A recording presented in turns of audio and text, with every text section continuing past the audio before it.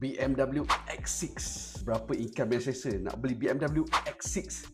Jom kita breakdown. Model baru bukan recon. Harga bermula RM735,000.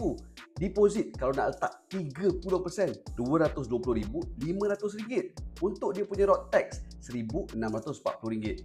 Insurans kalau dah ada 30% NCD RM13,619. Total upfront yang kena ready untuk sebuah X6 ni adalah RM235,759. Level orang yang beli kereta macam ni, installment dia ambil 5 tahun je maksimum. Sebulan kena prepare RM9,432.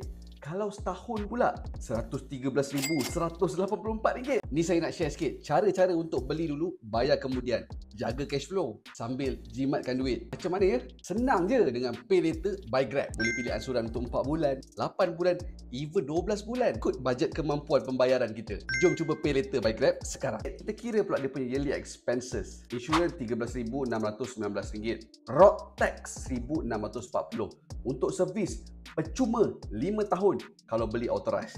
Wear and tear kena preparekan RM6,000 setahun.